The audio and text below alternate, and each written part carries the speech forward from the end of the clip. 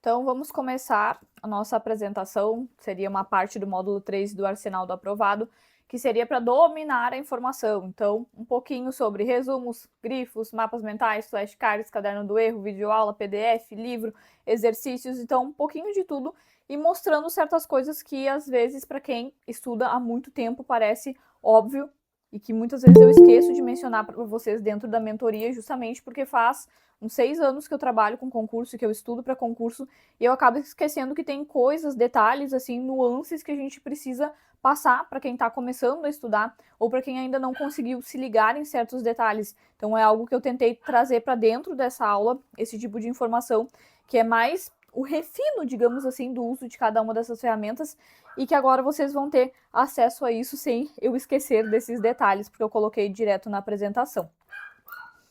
Então, se você espera que essa aula seja, digamos assim, uma fórmula mágica para passar em concurso, desiste da aula já, porque não vai ser uma fórmula mágica. Eu vou trazer essas ferramentas que eu mencionei e cada pessoa ela tem um perfil diferente de aprendizagem, que é um perfil de acordo com aquela aula que a gente fez há um tempo atrás e que já está na plataforma da mentoria também, que fala dos estilos de aprendizagem. Então, por isso que essa aula não vai ser uma fórmula específica mágica para provar, não vai ser o que eu utilizei para provar no meu concurso. Claro que eu vou trazer informações referentes a esses 6 anos que eu já estudo para concurso, ao que eu utilizei também, mas não vai ser só isso, eu trouxe outras ferramentas que eu nem cheguei a utilizar nos meus estudos, mas que eu sei que funciona para algumas pessoas, ou que funciona para muitas outras pessoas aí que eu acompanho no Instagram.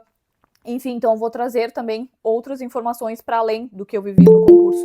Por isso que não é uma fórmula mágica, eu vou apresentar muitas ferramentas e vocês vão escolher as melhores para utilizar no estudo de vocês de acordo com o seu perfil de aprendizagem, que um pouquinho disso eu vou falar aqui nessa aula também, tá? Então, dependendo do tempo que vocês têm disponível para estudar, do nível de dificuldade da prova que vocês vão fazer, algumas ferramentas vão ser mais eficientes do que outras. Isso não temos dúvida. Tem ferramentas que ajudam a absorver mais o conteúdo, mas a questão do estilo de aprendizagem também vai impactar em quais ferramentas seriam mais ou menos eficientes para cada um de vocês. Então, seguindo.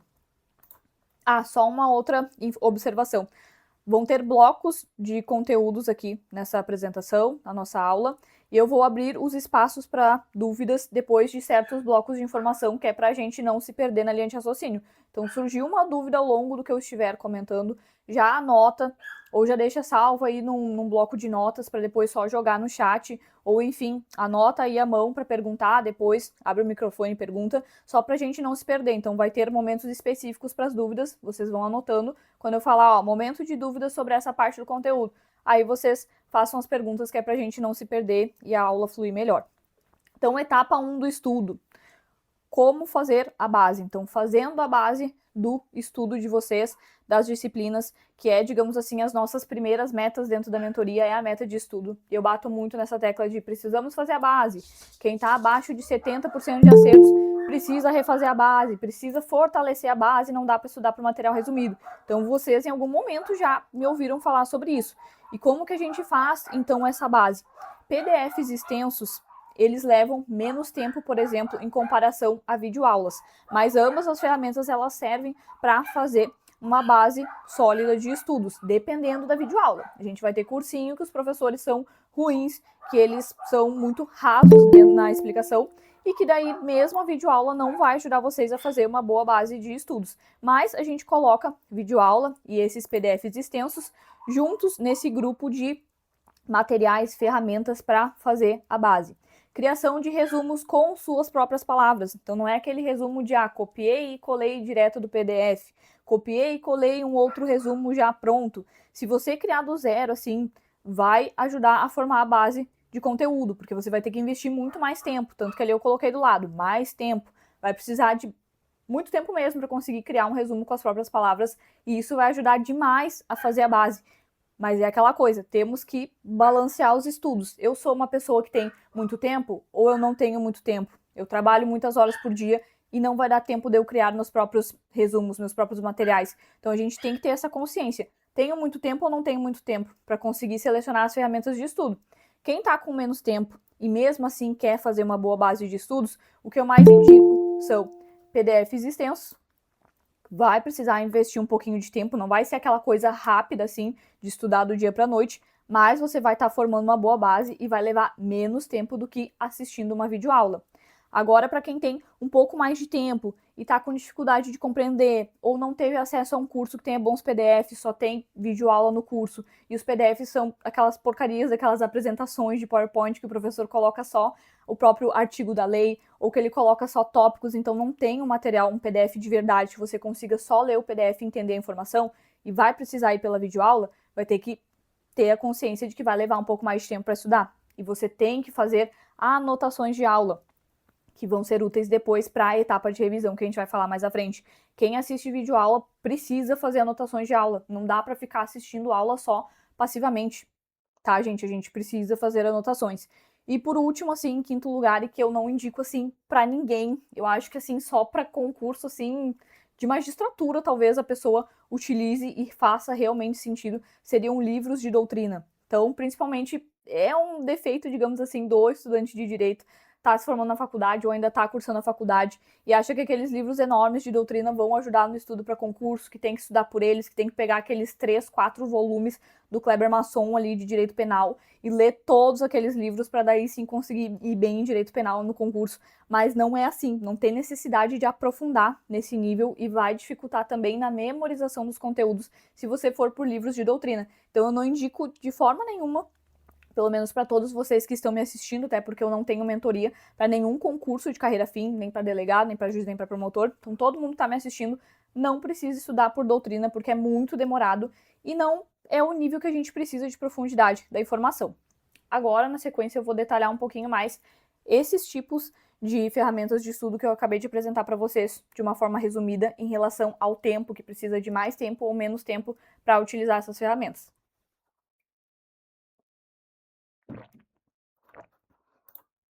Então, assim, os PDFs extensos, como eu falei, em comparação com as videoaulas, não quer dizer que rapidinho vocês vão estudar, mas em comparação com as videoaulas, eles levam menos tempo. Formam geralmente uma base forte se o PDF de vocês for realmente completo. E eu vou dar um exemplo de PDF completo para vocês, porque às vezes eu falo sobre isso. Ah, o PDF tem que ser completo. E eu acho que vocês têm uma outra ideia na cabeça. Eu já percebi isso atendendo alguns alunos da mentoria que me mandam materiais e dizem assim: ah, mas esse material ele é bem completo. Aí eu vou ver o material tem só a legislação. Daí eu vou dar um exemplo para vocês do que realmente é um PDF completo, extenso, para formar uma base assim dos 80, 90% de acertos, tá? Vou explicar para vocês. Então, esses PDFs, menos tempo do que as videoaulas, vai precisar de mais concentração e mais esforço, porque assistir a videoaula é bem mais gostosinho, assim, só deixar o professor falando e ir tentando absorver o conteúdo, fazer alguma anotação, é muito mais cômodo do que ter que prestar atenção em tudo que está sendo lido e fazer grifos ou fazer alguma anotação em cima do PDF que está sendo lido. Então, precisa de mais concentração, mais esforço. E geralmente tudo que a gente precisa de mais esforço para conseguir estudar vai gerar um retorno maior, vai trazer uma retenção maior de conteúdo. É mais ou menos assim que funcionam as ferramentas de estudo. As que exigem mais concentração e esforço vão memorizar mais. As que são mais fáceis, mais tranquilas, que é mais cômodo, que é só fazer a leitura, ou que é só, por exemplo, assistir uma videoaula de forma passiva, a gente vai reter menos informação. E por isso que a gente tenta misturar mais de um tipo de ferramenta de estudo, conforme a gente vai ver na sequência. Videoaulas. Então vamos lá. Apenas para compreensão inicial do conteúdo. Dificilmente a gente vai ter uma videoaula assim mega aprofundada e que com a videoaula vocês vão conseguir reter informação suficiente, por exemplo, para bater 90% de acertos. Muito difícil. Tem pessoas que realmente são muito visuais e que precisam ouvir o professor falar e que conseguem memorizar muito bem pela audição mesmo os exemplos do professor, as informações, os conceitos, a diferença entre os conceitos. Tem pessoas que absorvem muito bem a videoaula fazendo anotações depois para revisão.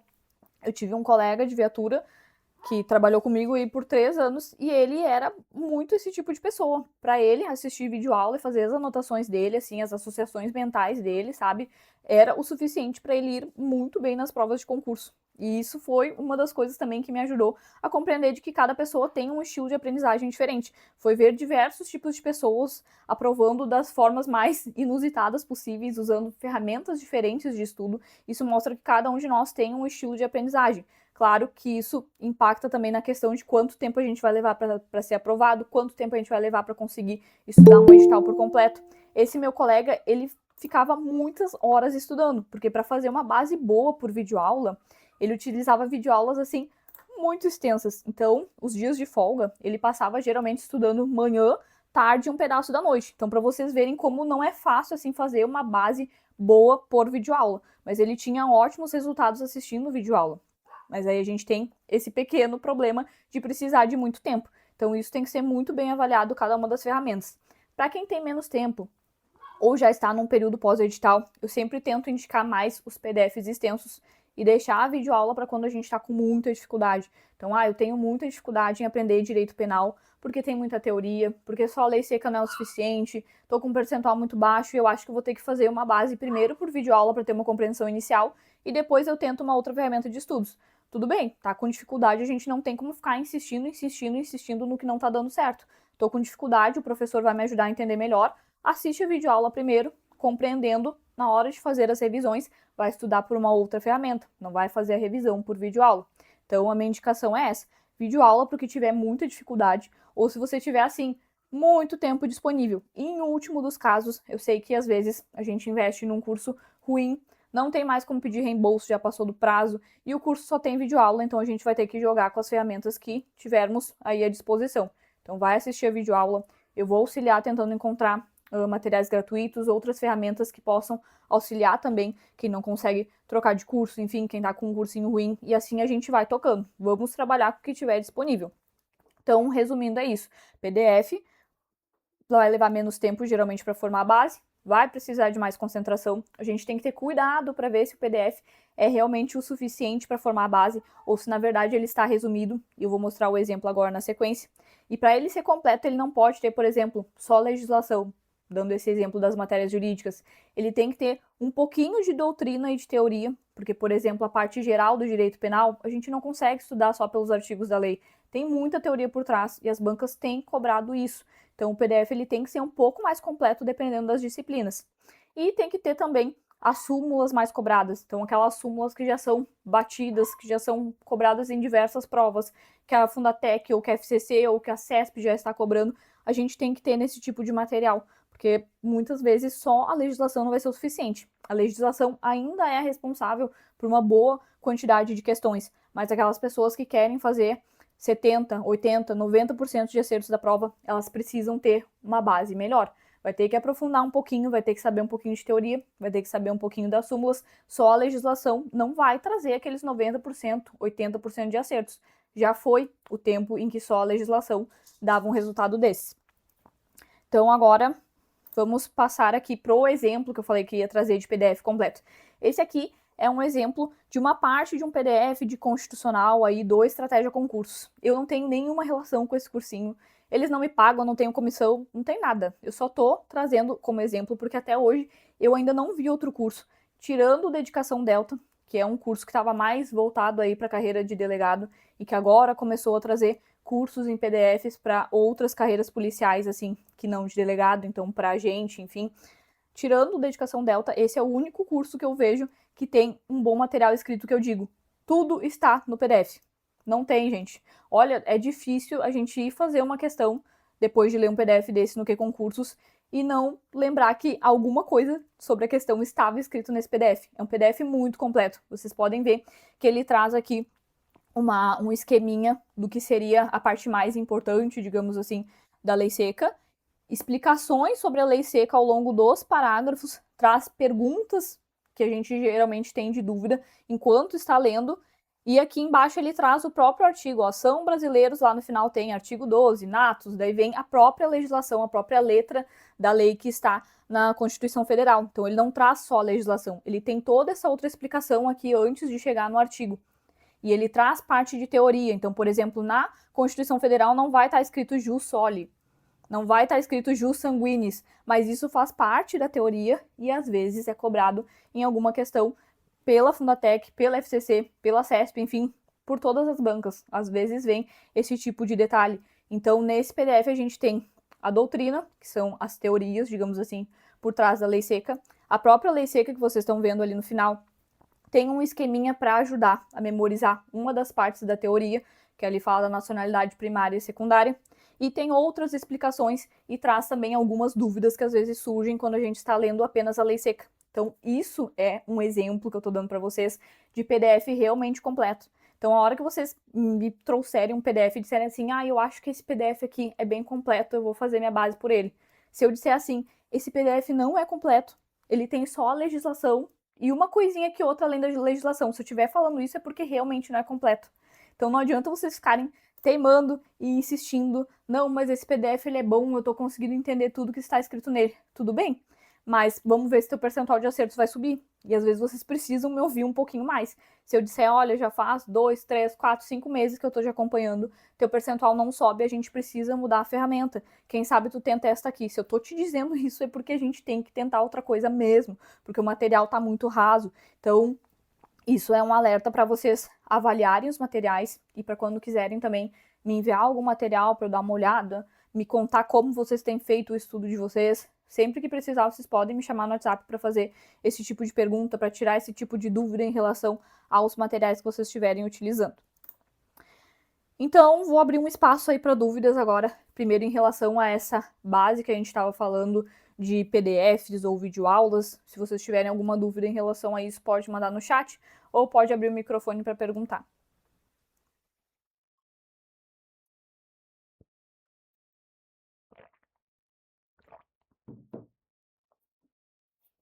Deixa eu abrir o chat aqui para ver se alguém mandou alguma coisa. Por enquanto, não. Que na sequência a gente já vai falar sobre criação de resumos, anotações de aula e os livros de doutrina. Não vou voltar novamente porque já falamos no início da aula de que não é indicado para nenhum de vocês tentar formar a base pelas doutrinas.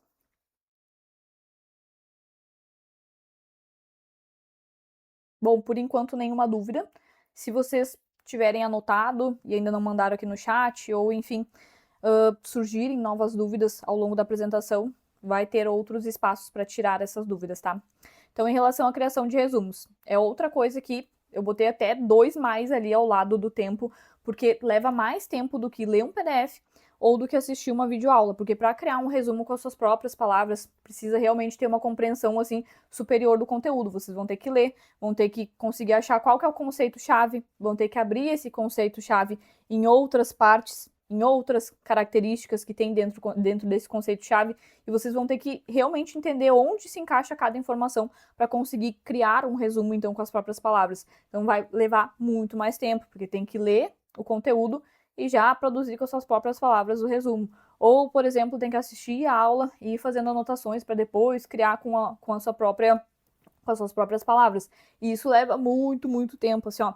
E mesmo que não se criem resumos, digamos assim, não vou criar um resumo 100% original, vou pegar partes de outros materiais, de outros PDFs, ou vou fazer anotações mesmo do que o professor falou e depois vou sintetizar com as próprias palavras do professor, vou fazer um resumo. Mesmo assim, vai levar muito tempo. E aqui nesse ponto eu sempre dou o exemplo. Os mapas resumo que vocês têm acesso na mentoria, que foram os que eu criei, eu levei 2 anos, assim, com muito tempo livre mesmo, para conseguir criar mapas resumo de conteúdo extenso, ao ponto de um conteúdo de analista de tribunal, digamos assim, que são muitas disciplinas, muitos assuntos dentro das disciplinas, e atualmente os editais vêm todos se assemelhando, assim, aos de analista de tribunal. Cada vez mais extenso, até mesmo os de carreiras policiais. Então vai levar muito tempo caso vocês queiram realmente criar resumos. É bom para formar uma base? Sim, só que se você tá querendo velocidade, assim, quer aprovar de uma vez no seu primeiro concurso, para enfim ter uma estabilidade maior e poder estudar para concursos maiores, vai levar mais tempo para a aprovação sair se você escolher essa via de querer criar seus próprios resumos. Eu sei porque eu escolhi essa via. Ela é muito boa para memorização, porque eu tive resultados excelentes depois disso, mas levou bastante tempo para sair a minha primeira, para depois sair uma segunda, para depois chegar na atual aprovação que eu tenho, que é a de delegado de polícia. E leva bastante tempo. Foi muito bom para eu ter o meu próprio material de revisão. Mas é isso, consome muito tempo. E igual a gente tem que aprender também como fazer resumos. Tem que ser, por exemplo, os principais conceitos, as decorebas, tem que ser um resumo mesmo. Não pode ser um resumo assim de 20 páginas sobre um único tópico específico, que na hora que você for fazer a revisão, vai levar meia hora, 40 minutos, 1 hora inteira para ler um resumo que era para ser só de revisão. Não é para você ficar tanto tempo preso no mesmo tópico quando a gente estiver na etapa de revisão. Então, por isso que tem que ser um resumo realmente, só principais conceitos e decorebas. Que nem como eu falava pro pessoal, quando a época que eu estava criando os mapas resumo, que agora eu faço mais é atualização, não tenho criado conteúdos novos, disciplinas novas, mas quando eu criava eu sempre falava pro pessoal, olha, tem aqui um PDF de 60 páginas que eu transformei em 5, em 3, em 6 páginas de resumo. Então realmente tem que ser uma coisa resumida, tem que ser para ser rápido e ágil essa revisão. E para quem tem pouco tempo disponível, acaba atrasando um pouquinho uma nomeação, uma boa aprovação, quando escolhe essa etapa de criar seus próprios resumos, mas é uma opção. E outro exemplo que eu dou para vocês dentro da questão dos resumos é que tem aí muita gente, vocês vão encontrar de exemplo, de pessoas que foram aprovadas sem ficar criando resumo, de pessoas que faziam revisão por outros métodos que não envolviam resumos, ou que adquiriam, compravam resumos de outras pessoas que criavam e também tiveram um baita de um resultado usando resumos de outras pessoas. Não necessariamente vocês têm que criar o próprio resumo, porque vai dar para utilizar de outras pessoas também na etapa de revisão. O outro tópico que a gente tem na sequência agora, encerrando essa parte dos resumos, são anotações de aula. Anotações de aula precisa de menos tempo. Enquanto o resumo, você vai ter que assistir a aula para depois criar o resumo com as próprias palavras, ou ler o PDF e ir criando aos pouquinhos o resumo, o que leva muito tempo. Anotações de aula, você bota a aula e já vai anotando os principais tópicos que o professor falar. Tentar não anotar até a respiração do professor. Cada palavra que ele fala, você tem que anotar de uma forma que dê para entender o conceito, botar um exemplo, enfim, os principais tópicos mesmo para quando você for fazer essa revisão, reler suas anotações, você conseguir entender esses tópicos para realmente revisar só o grosso do conteúdo, sem ter assim informação demais e sem anotar cada palavra que o professor falou. Realmente tentar fazer uma anotação mais em tópico, colocar os principais exemplos só para que vocês consigam relembrar o conteúdo. E essas anotações de aula também ajudam, né, a manter uma concentração maior na aula, porque senão a gente dá play na aula e daqui a pouco tá olhando para a janela, tá olhando para o cachorro, tá mexendo nas mãos, tá mexendo nas unhas. Então a gente acaba se perdendo da aula quando não faz anotação. E essas anotações vão ajudar vocês na revisão e levam bem menos tempo do que criar um resumo. E o último tópico seria os livros de doutrina, que eu já mencionei para vocês, que eu não indico assim de forma nenhuma para estudar, assim, a não ser que você esteja estudando para a prova de juiz. Eu não indico que estude por doutrina, porque é demorado demais, aprofunda demais, traz muita teoria, muitas divergências e não tem necessidade disso. Agora eu abro espaço aí para dúvidas. Surgiu mais alguma dúvida, seja geral em relação a essa etapa de estudo, de formar a base? Tem alguma outra ferramenta que vocês estejam utilizando e que queriam algum tipo de opinião? Então a gente falou de pelo menos acho que umas 4 ou 5 ferramentas, né? A quinta seria os livros de doutrina que eu não indico, que são formas a gente conseguir formar uma base melhor de estudos. Se não tiver nenhuma dúvida dessa primeira etapa em relação aos estudos, a gente já passa para a etapa 2, que são as revisões.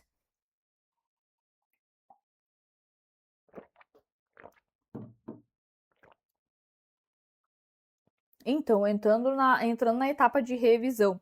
Primeira coisa que a gente tem que saber antes de entrar em cada um dos instrumentos, a revisão tem que ser uma coisa mais rápida, mais dinâmica, não é para a gente rever todo um conteúdo, não é para ver todas as regras possíveis de um tópico, por exemplo, todas as regras possíveis, assim, exceções de crase.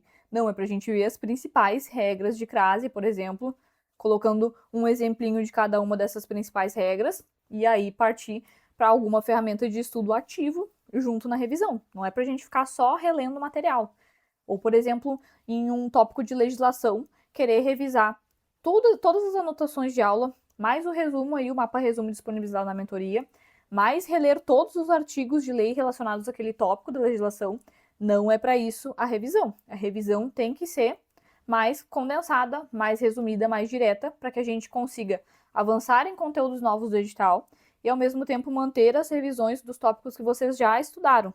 Essa é a ideia também do planejamento dentro da mentoria. A gente tem a meta de estudo, vão vir metas de revisão para vocês manterem aqueles conteúdos na memória que vocês já fizeram a meta de estudo, que é mais demorada, e ao mesmo tempo a gente vai avançando em conteúdos novos. A ideia é essa. Então não é para você utilizar 1000 formas aí de revisão, porque isso vai acabar mais atrapalhando do que ajudando. Então agora a gente vai falar de algumas ferramentas de revisão para que vocês escolham aí umas duas, digamos assim, para fazer a revisão de vocês. Então, a primeira ferramenta, não podia deixar de mencionar os mapas mentais ou resumos prontos, porque para mim, assim, foi a ferramenta que mais me auxiliou na revisão. Eu sei que tem pessoas que não gostam, que não conseguem entender quando é feito o mapa mental ou o mapa resumo por outra pessoa, não conseguem entender as associações mentais, mas tem gente que gosta muito e que auxilia bastante na retenção de informação, porque tem os principais tópicos resumidos e geralmente quando a informação está esquematizada, então, por exemplo, ao invés de a gente estar lendo todo um artigo ali, um parágrafo de um artigo da lei, a gente traz o principal conceito que está naquele parágrafo e abre as informações, as características que tem daquele conceito em outros tópicos, e isso acaba auxiliando o cérebro a conseguir memorizar todas aquelas informações que estavam ali em 5 linhas, às vezes, de um determinado artigo, de um determinado parágrafo. Então, ajuda bastante a absorver essa informação que vai estar estruturada em blocos lógicos. Mas, ainda assim, o mapa mental ou resumos prontos, eles são ferramentas de estudo passivo. Então, são ferramentas mais confortáveis de revisar. Tu vai pegar um negócio que já está pronto, vai reler, acaba sendo uma coisa confortável, vai separar o materialzinho e é só fazer a leitura. Só que, por ser um estudo passivo, geralmente a gente precisa combinar com uma outra ferramenta de estudo ativo. E aí eu sempre falo para vocês que é interessante combinar com questões, geralmente é o que eu sugiro para os alunos, ou combinar com flashcards. Então, fiz uma leitura de 10 a 15 minutos, digamos assim, de um resumo, ou das minhas anotações, ou de um mapa mental, e depois desses 10, 15 minutos de leitura, vou fazer mais 10, 15, 20 minutos de questões. Então, isso ajuda muito a gente combinar essas duas ferramentas de estudo, porque o estudo passivo da leitura dos materiais ajuda a preencher aquelas lacunas de informação que ficam na cabeça, que não vão ser preenchidas totalmente pelas questões, porque não tem como a gente fazer um filtro de questões que vem exatamente uma questão do artigo 1, uma questão do artigo 2, uma do artigo 3. Não tem como a gente fazer uma questão de cada um dos principais tópicos, filtrando pelo Q-Concursos, ou pelo TEC, ou por qualquer outra plataforma de questões. Não tem como fazer isso. Então, a gente vai precisar primeiro ver aí, digamos assim, as principais informações para relembrar esses conceitos e depois fazer 5 a 10 questões aí na meta de revisão que vão trazer parte desses conceitos que vocês revisaram no estudo passivo pela leitura e vão trazer talvez algumas informações que vocês não prestaram atenção na leitura. Por isso que é tão importante também o estudo ativo e na sequência eu vou falar especificamente de questões e vou mostrar para vocês como resolver, porque às vezes a gente acha que é uma coisa boba, não, quer que não sabe resolver questão, é só escolher uma alternativa e marcar e pronto. Mas a gente vai fazer o exercício de fazer uma questão aqui, trazendo as nuances para que vocês prestem atenção numa forma que talvez seja o que vocês já fazem, talvez não seja o que vocês fazem, mas que pode ajudar algum detalhe que eu posso trazer sobre os exercícios para vocês. Então, sobre mapas mentais e mapas resumos prontos, seria mais ou menos isso. E um cuidado com mapas mentais enxutos demais, porque, gente, eu acho que já foi, sabe, aquela época de o pessoal vender mapas mentais todos coloridinho, assim, só com um monte de palavras soltas, um monte de, digamos assim, de imagens, que teve uma época lá, quando eu comecei a trabalhar com materiais, que, nossa, chovia disso no Instagram. Mapas mentais ilustrados, um monte de figurinha de besteira, com um monte de palavras soltas. No que atualmente, falando de questões mais complexas, que as bancas têm buscado trazer mais informações, teoria, até um pouco de jurisprudência, mesmo em provas de nível médio. Me digam no que vai ajudar um mapa mental assim, seco, enxuto pra caramba, que só tem palavras soltas, que a pessoa mal vai conseguir memorizar alguma coisa. Talvez sirva para mnemônicos, assim, aquele o Sociediva Plu serve para memorizar esse tipo de informação. Mnemônicos, mas até o Sociediva Plu as bancas têm complicado e trazendo coisas mais difíceis aí nas questões. Então, eu não indico esse tipo de material para fazer a revisão, quando é muito resumido, quando são palavras totalmente soltas, que não faz sentido nenhum para mim, pelo menos. Então, passando essa parte aí do estudo passivo, dos resumos, temos aí flashcards prontos, porque tem a opção de vocês fazerem os próprios, que leva um pouco mais de tempo, né? E tem a opção de vocês utilizarem flashcards prontos, criados por outra pessoa, comprarem, enfim, que leva um pouquinho menos de tempo do que criar. na hora de vocês consumirem e utilizarem nos estudos. É também uma ferramenta de estudo ativo, de recuperação ativa de informações, porque vai ter a pergunta, digamos assim, na parte da frente do flashcard, que ele vai ser virtual, possivelmente, vai estar dentro de uma dessas plataformas de flashcards, vai aparecer uma pergunta de um conceito, de alguma informação. Vocês primeiro têm que tentar responder essa pergunta mentalmente ou em voz alta, então buscar essa informação lá na mente, para daí depois sim apertar e virar para aparecer a resposta do que seria o verso do flashcard, né? Para aparecer a resposta e vocês verem se conseguiram lembrar de parte da resposta, se lembraram dela completa, ou se lembraram só de um pouquinho, não lembraram de nada, e de acordo com o tanto que vocês lembraram da informação, vão classificar aquele flashcard para que venha mais ou menos vezes na revisão de vocês. Então é uma forma de recuperação ativa da informação, tem que se esforçar muito para lembrar do conteúdo antes de realmente ver a resposta. Então é a ferramenta de estudo assim mais ativa atualmente que as pessoas utilizam. Eu, particularmente, nunca consegui usar por muito tempo flashcards, até tentei por um tempo, mas não era o tipo de ferramenta que eu gostava, porque realmente tem que ser uma coisa bem repetitiva para os flashcards ajudarem, e eles vão se acumulando. Então, se vocês não tirarem um tempinho todos os dias para ficar revendo esses flashcards de acordo com a classificação que vocês fizeram, isso acaba se embolando e no final não vai funcionar, porque a ideia do flashcard é justamente que vocês vejam mais vezes aquela informação, já que vocês não estavam lembrando, ou que vejam menos vezes do que estavam lembrando por completo. Então tem que estar sempre entrando no aplicativo dos flashcards para fazer. Isso era uma coisa que eu não gostava, eu sentia que o meu estudo estava meio bagunçado com os flashcards. Mas tem muita gente que gosta, e também é uma ferramenta de estudo que eu considero um pouco mais avançada, que se a pessoa for tentar começar as revisões de cara pelos flashcards, vai acabar se frustrando, porque é difícil da gente conseguir lembrar de uma informação do zero, ter só uma pergunta e com essa única pergunta a gente já puxar a informação da mente e conseguir dar uma resposta sobre aquela pergunta.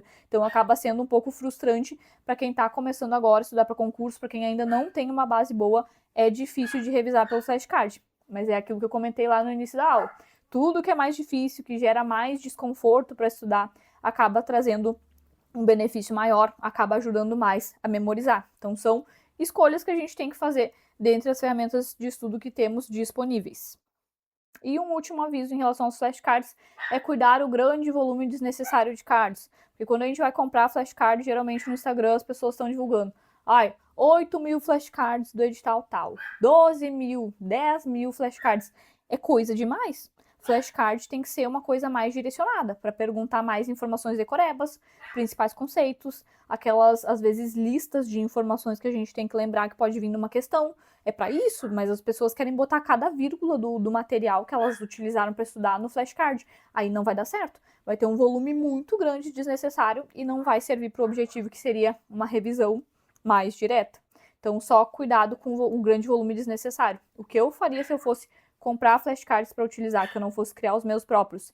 Eu iria excluindo os flashcards que fossem mais, digamos assim, repetitivos ou de informações muito extras, sabe? Que tem uma chance menor de cair, aprofundamento demais, sabe? Deixaria só o mais básico do conteúdo dentro do aplicativo de flashcards. E vamos ver o nosso próximo tópico.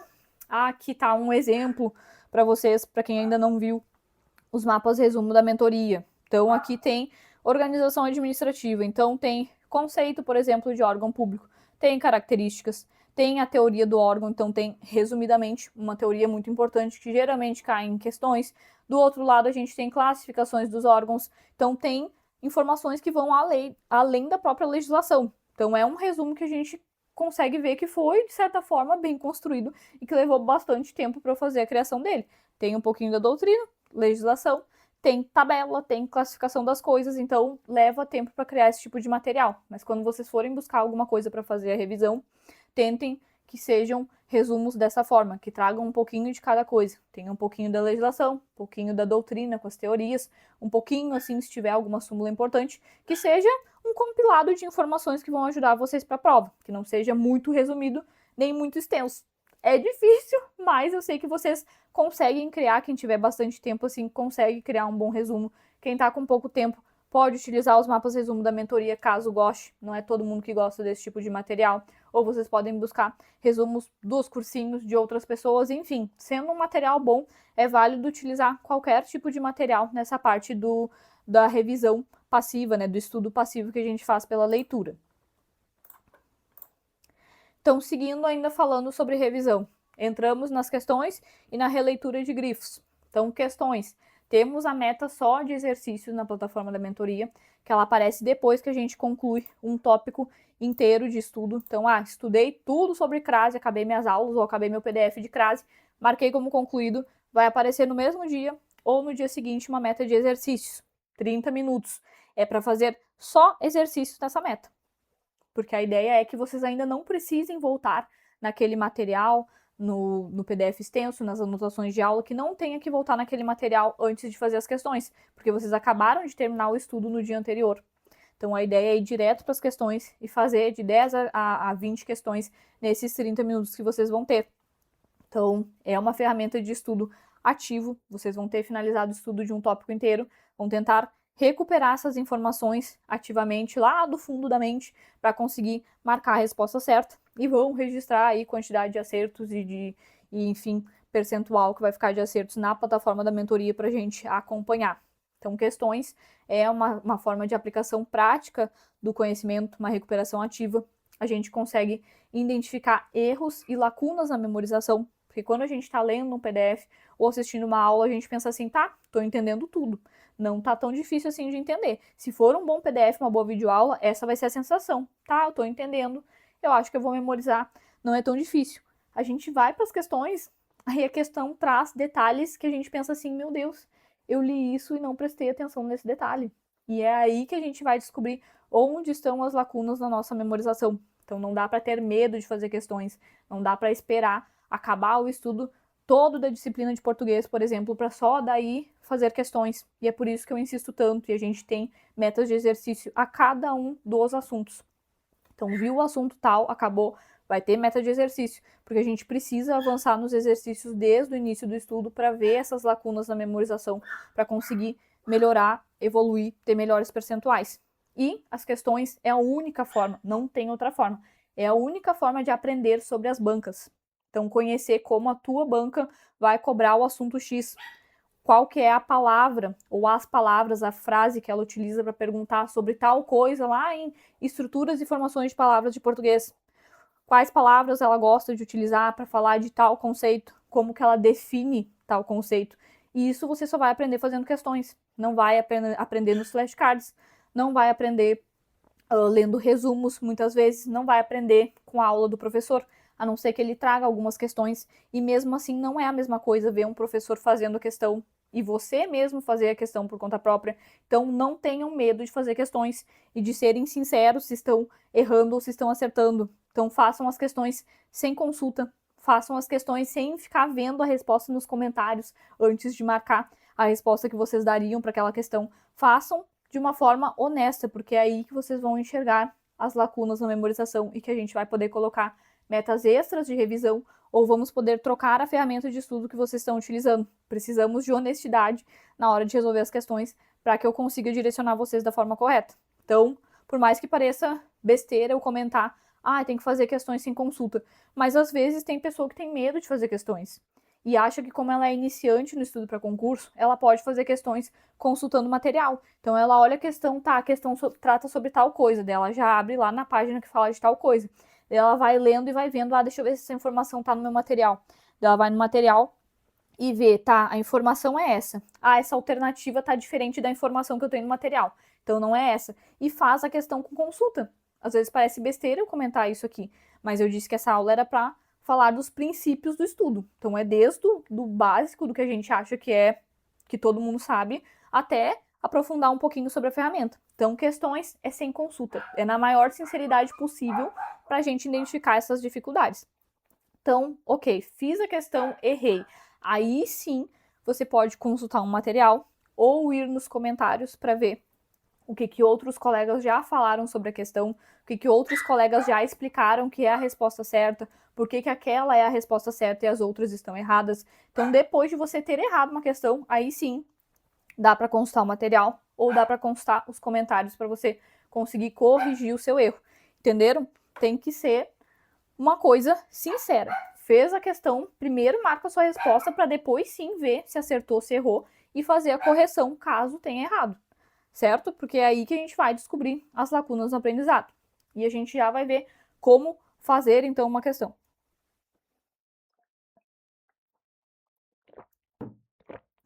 Só comentando sobre o último tópico aqui desse slide, que seria a releitura de grifos. A gente acaba levando mais tempo para fazer uma revisão por releitura de grifos. Primeiro, porque é difícil da gente realmente ler só o que grifou. Ah, eu marquei de amarelo aqui só essas 3 palavras nesse artigo porque é o mais importante. Na hora que você for reler, tem muitas pessoas que não conseguem ler só o que está grifado. Acaba lendo o artigo inteiro de novo. Agora, tem pessoas que eu já conheci que disseram assim: não, eu consigo ler só os grifos. Ignoro todas as outras palavras que eu não grifei e consigo ler só o que está grifado em amarelo, em verde, em azul. Tem pessoas que conseguem. Então, vai de vocês analisarem o perfil de estudos de vocês, se é uma ferramenta que funciona, se não funciona, se você tem tempo, se não tem tempo. Então, nem tudo eu, a mentora, consigo dizer para vocês, ó, é 100% esse caminho. Só isso aqui funciona. Isso aqui não funciona de jeito nenhum. Vocês precisam aprender a desenvolver esse autoconhecimento e eu vou sempre bater nessa tecla, porque a mentoria não é para vocês ficarem eternamente aqui comigo ou fazer 4, 5, 10 concursos junto comigo. É para vocês aprenderem a estudar também por conta própria, para caso vocês não queiram permanecer na mentoria, vocês consigam se virar sozinhos depois.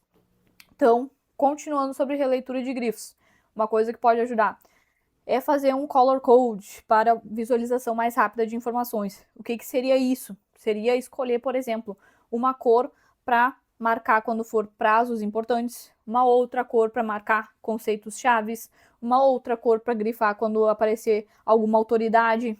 Ah, é o delegado que tem que fazer o pedido, é o membro do Ministério Público, é o juiz que vai deferir. Então, uma cor para marcar essas autoridades que fazem algum tipo de coisa, algum tipo de ato. Então, tem alguns esquemas assim que vocês elegem cores para determinadas coisas e isso vai ajudar também o cérebro a linkar esse tipo de informação. Vocês vão estar relendo os grifos e o cérebro já vai ver, ah, aqui tem um prazo importante, porque essa aqui é a cor utilizada, aqui tem uma autoridade que eu tenho que decorar, que é ela que faz esse tipo de ato, aqui tem um conceito importante que eu preciso memorizar. Então, para quem é uma pessoa mais visual e que consegue se atentar a esse tipo de detalhe, ter um color code ajuda bastante na revisão por grifos. E os outros 2 tópicos eu já mencionei, que é a dificuldade de reler só a parte dos grifos, e um outro ali, que na verdade eu não tinha mencionado não, que é a dificuldade de grifar só pontos importantes, porque isso é uma coisa que a gente vai exercitando com o tempo. Então, dificilmente uma pessoa que está começando a estudar para concurso agora vai conseguir grifar só pontos chaves de um artigo de lei. Ela vai querer grifar praticamente o artigo inteiro, porque vai achar que tudo é importante reler para conseguir entender, para conseguir internalizar aquela informação. E é uma coisa que a gente vai aprendendo com o tempo. Então, leu a primeira vez a lei, achou que tudo era importante. Leu uma segunda vez e já pensa assim, ah, eu poderia ter marcado isso, isso e isso que é mais importante. Leu uma terceira vez, talvez marque menos ainda informações. Então, é com o tempo que a gente vai exercitando tanto essa capacidade de grifar menos, como de fazer resumos cada vez menores, porque a gente vai entendendo mais como os conceitos estão associados e como a gente pode relembrar da informação com menos palavras. Então, é um exercício que leva tempo. Aos poucos vocês vão construindo uma base e vão pegando esse tipo de jeitinho de estudar. Aqui nós temos uma questão, então, da Fundatec. Deixa eu dar um zoom, porque eu tô até sem o meu óculos aqui. E depois disso aqui a gente vai abrir um espaço para dúvidas. Então tá, tô aqui resolvendo uma questão, digamos assim.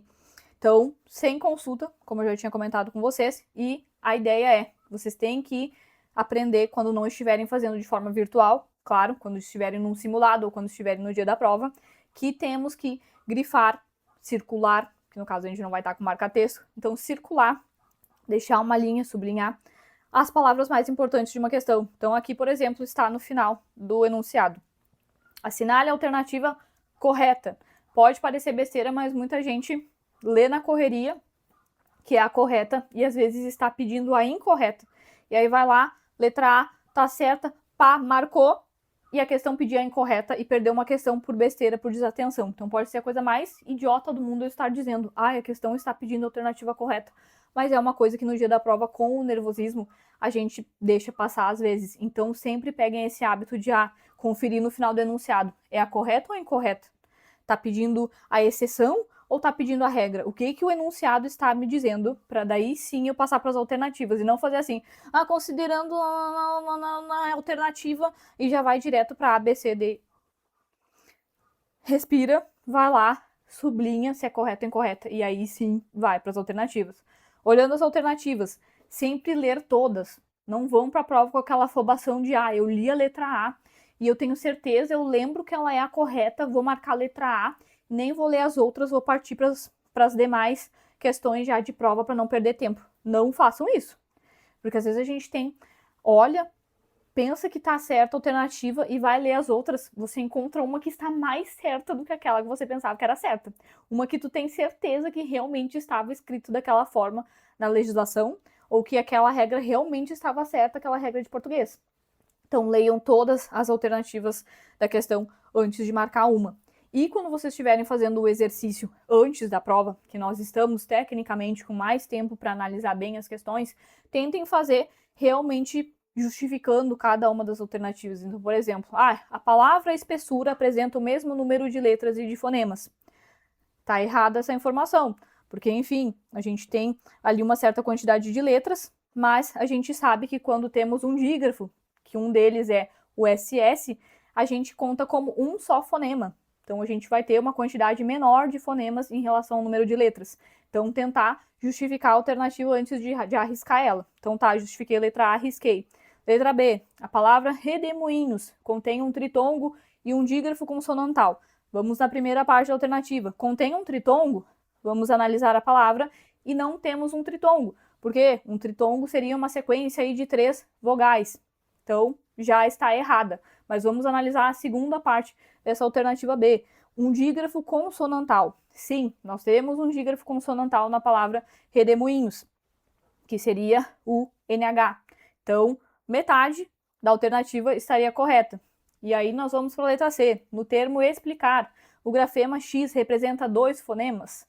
Não, porque a letra X só vai representar 2 fonemas quando tiver o som de KS, como por exemplo na palavra táxi, que daí a gente faz o X com som de KS. E aí sim seriam 2 fonemas para uma única letra. Inclusive é o único exemplo que a gente tem aí de uma letra simbolizar 2 fonemas ao mesmo tempo. E a gente acabar tendo uma maior quantidade de fonemas, geralmente, do que de letras na palavra. Então, consegui justificar as 3 primeiras alternativas do porquê que ela estava errada. Sobrou letra D. Essa vai ter que ser a alternativa correta. O vocábulo transparente possui 2 dígrafos em sua estrutura. Sim, ele possui 2 dígrafos aí ali no AN, do transparente. O AN é um dígrafo. E depois a gente tem no rente o EN, que é um segundo dígrafo. Então, a letra D é a correta. Então, o ideal é que vocês vão avançando no conteúdo e tentando fazer as questões dessa forma, justificando cada uma das alternativas, por que está errada ou por que está certa. Porque isso é uma forma de estudo ativo, vocês não estão só correndo com a questão ali, marcando uma alternativa para ser a certa, enfim, ou a errada. E caso vocês não consigam justificar, tá, Mirelle, eu não consigo justificar essa questão do jeito que tu fez.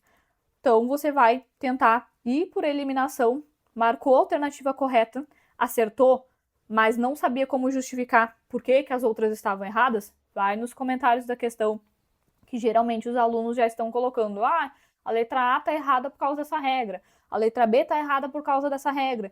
Então, nos comentários vocês vão conseguir aprofundar um pouquinho mais as coisas que vocês tinham esquecido e que não conseguiram relembrar para justificar a resposta de vocês. Então, isso seria um estudo real por questões, fazer uma revisão real, fazer uma meta de exercícios da forma mais eficaz possível é tentando analisar e justificar cada alternativa. O que não lembrou é verificar nos comentários para ver essas informações que outros alunos, outros colegas podem ter trazido aí justificando cada uma das etapas do estudo das alternativas. E vocês podem isso acrescentar no resumo de vocês, na anotação de aula, ou no próprio mapa resumo da mentoria.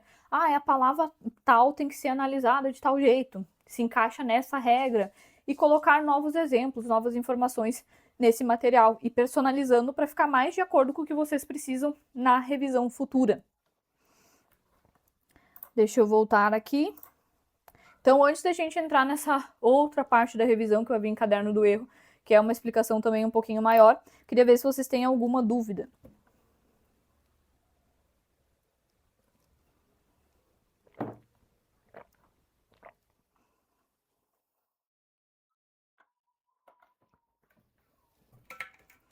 Eu acho que por enquanto ninguém tá com dúvida em relação às ferramentas.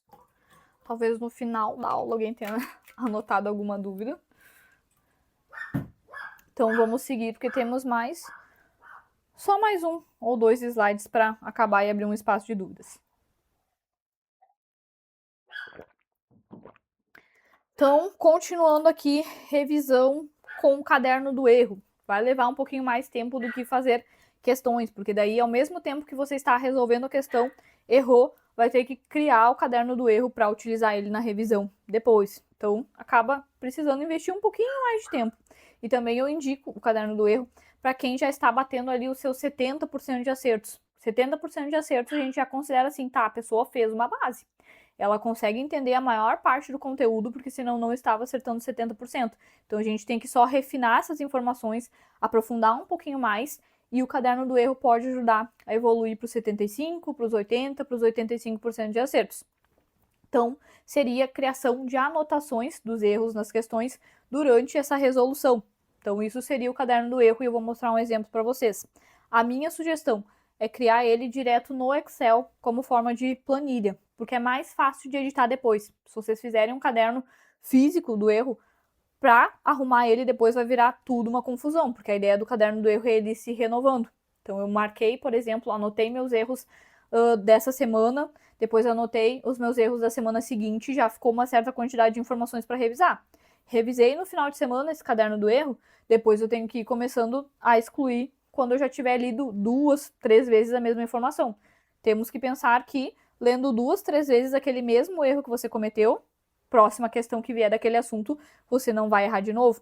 Então seria isso. Depois de reler 2, 3 vezes aquela informação das primeiras semanas que eu anotei no caderno do erro, a ideia seria excluir para poder renovar o caderno do erro com novos erros, para a gente conseguir refinar outras informações e para que ele não fique mega extenso, porque a ideia é que a gente releia esse caderno do erro, porque senão não vai fazer muito sentido só criar ele e nunca mais voltar para reler aquelas informações para realmente relembrar o motivo, a teoria, o prazo que você esqueceu.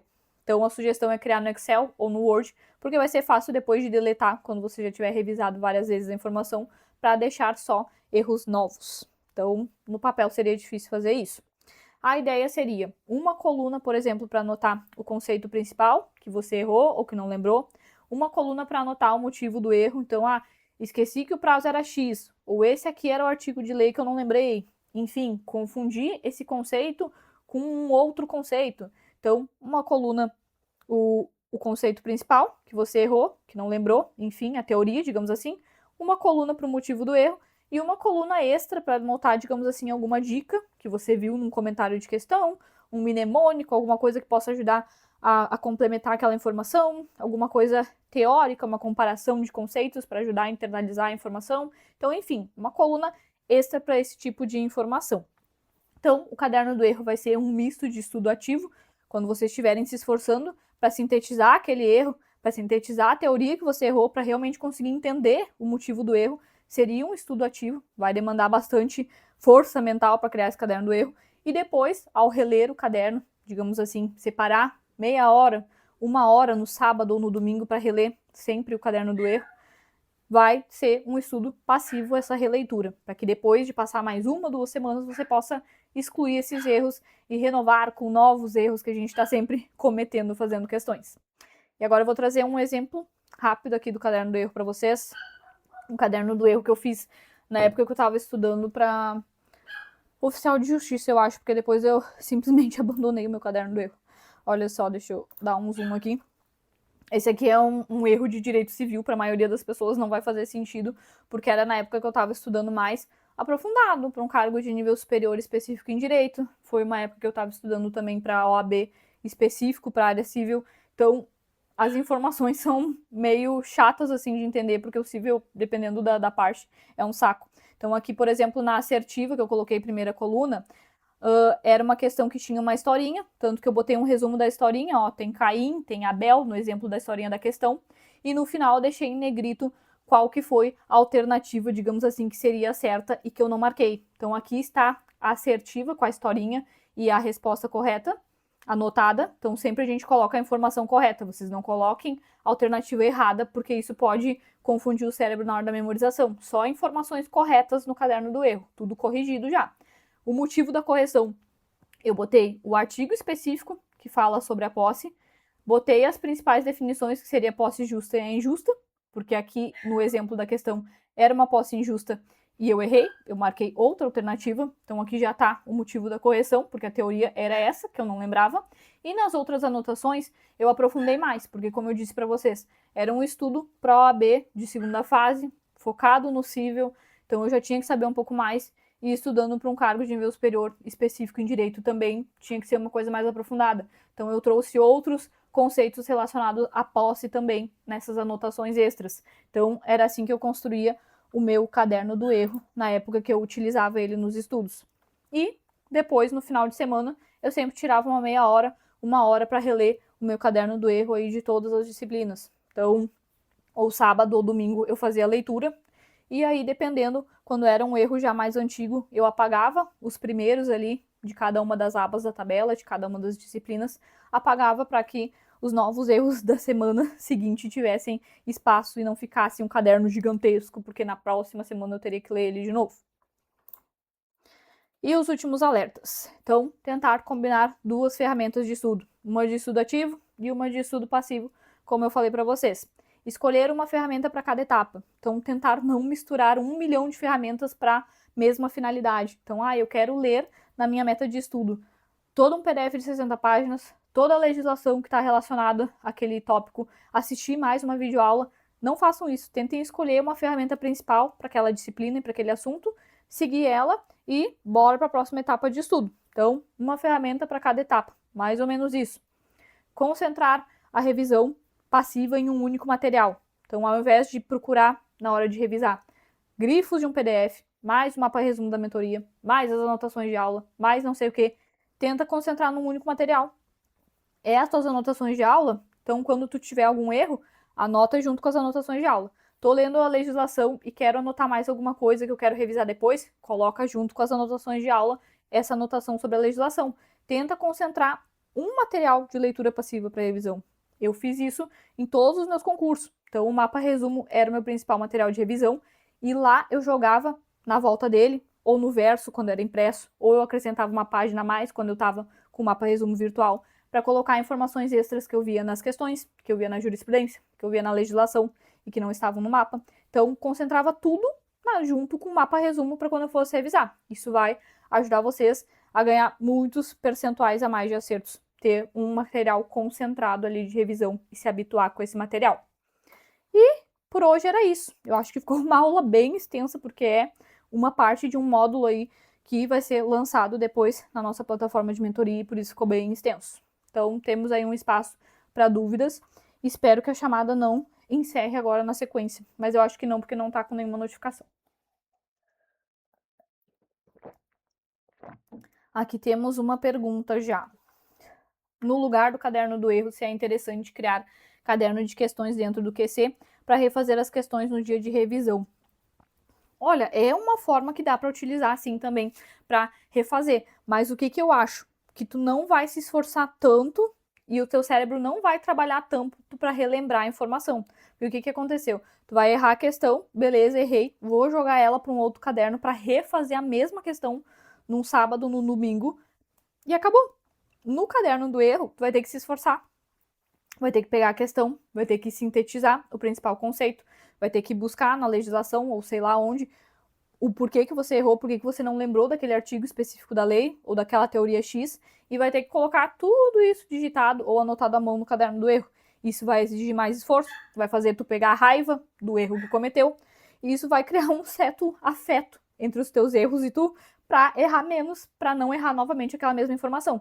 Então, assim, eu acho que o caderno do erro é um pouco mais eficaz do que simplesmente colocar a questão errada lá naquele caderno que dá para criar do que concursos para refazer a questão que você errou. Mas isso é uma coisa mais de opinião minha, assim, sabe, em relação aos estudos. Eu já fiz das duas formas. Eu já fiz o caderno do erro e eu já fiz só refazendo questões erradas. Mas, assim, eu acho mais eficaz o caderno do erro. Mas tu pode seguir da forma que tu achar melhor, assim. Se tá funcionando para ti refazer questões erradas, refez uma questão, sei lá, de Windows que era errada, que era um atalho de tecla. Depois apareceu de novo, mais pra frente, novamente uma questão sobre esse mesmo atalho e você passou a acertar, porque tinha refeito a sua questão errada. Se tá funcionando pra ti, ótimo. Mas eu ainda acho que o trabalho que causa criar o caderno do erro faz com que a memorização seja um pouquinho melhor. Não sei se alguém tem mais alguma pergunta para fazer. Pode ser sobre qualquer uma dessas ferramentas, sobre como combinar elas, ou qualquer outra ferramenta que vocês estejam utilizando que não foram mencionadas aqui. Pode trazer qualquer dúvida agora. E pode mandar no chat também, que não quiser abrir o microfone, é bem tranquilo. Não querendo expor a dúvida aqui, pode me mandar no WhatsApp também, se estiver com vergonha, com algum receio de colocar aqui a pergunta, pode me mandar no WhatsApp também que eu respondo. Porque, assim, em síntese, era o que eu tinha para apresentar para vocês hoje. Acho que hoje a gente foi bem claro, assim, no sentido de, ó, material completo é esse tipo de material, material resumido é esse tipo de material, como você vai ter que fazer as questões. E agora vamos finalizar só falando um ponto sobre simulado, que era uma coisa que eu esqueci de colocar aqui, porque a apresentação já estava bem extensa. Mas simulado também é uma coisa que vocês precisam fazer antes da prova. Eu sei que a gente tem um pouquinho de receio, que fica aquela coisa de, ai, eu não consegui ver ainda 50%, 70%, 100% do edital e não quero fazer simulado para não me frustrar. Não quero fazer simulado porque se vier uma questão de um conteúdo que eu não estudei, eu não vou querer resolver, vou deixar em branco porque eu não quero errar aquilo que eu ainda não estudei, mas a gente precisa começar a fazer. Então, já viu 40% do conteúdo, tá lá na plataforma, assim, 40% do planejamento concluído. Tem que fazer um simuladinho para ter uma ideia, porque a gente precisa controlar tempo de prova, precisa ver como você já está indo nos conteúdos que estudou, precisamos ver se você tem alguma técnica de chute para conteúdos que você não viu.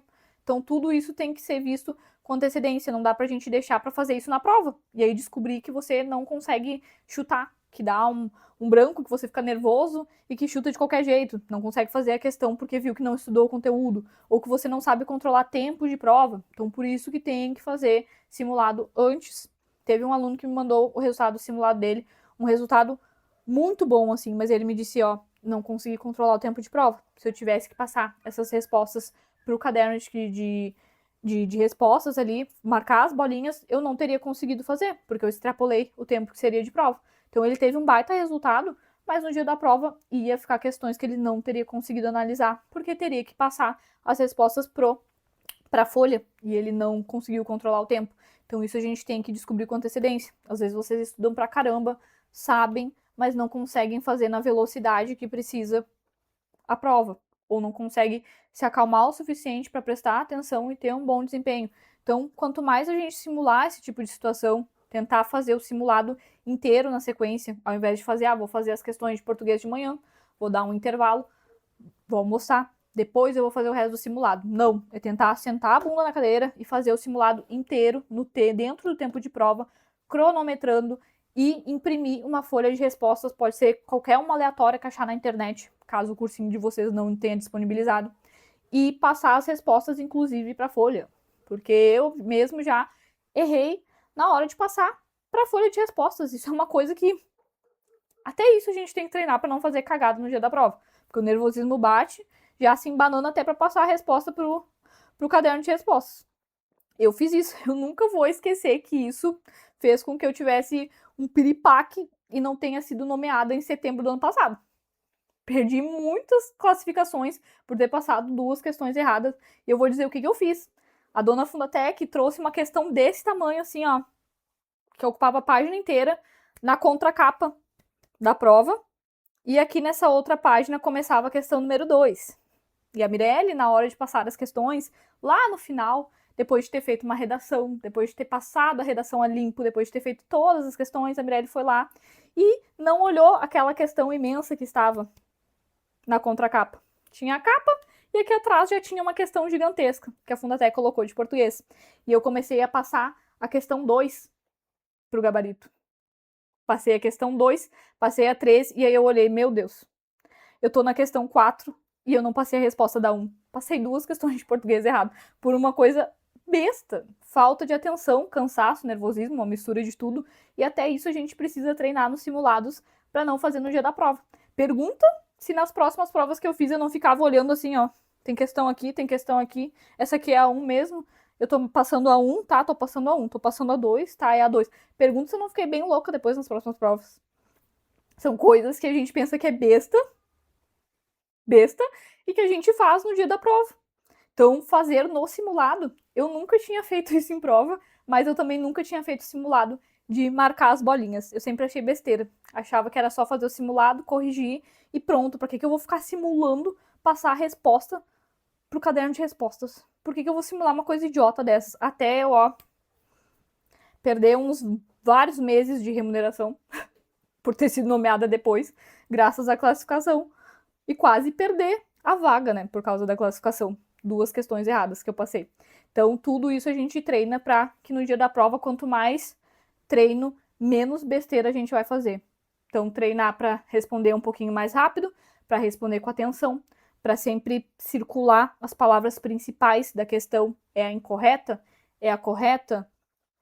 Tem uma palavra negativa na alternativa? Tem um não na frente? Tem um exceto? Tem um somente? Enfim, circular, grifar essas palavras nas alternativas também, para a gente não se perder e fazer a prova com o máximo de concentração. E tudo isso, esses erros bobos, coisas que a gente vai deixar passar, dependendo do nervosismo, se a gente tiver massificado, tiver feito 1, 2, 3 simulados, isso vai entrando na massa e mesmo com nervosismo, vai ficar quase automático vocês procurarem as principais informações das questões, fazerem de uma forma mais rápida e passar sem ter nenhum erro depois para o caderno de respostas. Então, eu vou sempre insistir nisso. Temos que fazer simulado, superar esse medo de simulado e descobrir agora, o quanto antes, se a gente é péssimo em português ou se a gente tá foda assim em português e tem que direcionar mais para raciocínio lógico, para outra coisa. Então, o quanto antes a gente descobrir, melhor a gente vai conseguir ficar até o dia da prova. Vamos corrigir mais erros e vocês vão aprender a dominar o tempo de prova. Então, é isso. Finalizando aí a nossa aula de hoje, falando um pouquinho de simulado. Se alguém tiver mais alguma dúvida, pode mandar. Se não tiverem, se surgir mais alguma coisa no caminho, tem o WhatsApp aí pra gente tirar todas as dúvidas possíveis. A Vitória comentou gente como a gente, sim. Concurseiro é tudo igual, é meio que um padrão, assim. A gente só muda de endereço. Mas a luta, assim, os erros geralmente são os mesmos. A gente vai aprendendo com o tempo. Então, acho que é isso, pessoal. Não surgindo dúvidas, o WhatsApp está aí sempre disponível. Quero agradecer a presença de vocês. Espero que tenha ajudado um pouquinho essa nossa aula. E sempre que for necessário, precisarem de uma ajuda, precisarem desabafar, chama no WhatsApp aí que eu vou respondendo vocês aos poucos. Então, tenham uma boa noite, aproveitem o final de semana, descansem um pouquinho, mas não descansem muito, porque a gente precisa tocar ficha, principalmente quem tem data de prova já marcada. Então, bom descanso, pessoal, e nos vemos aí em breve.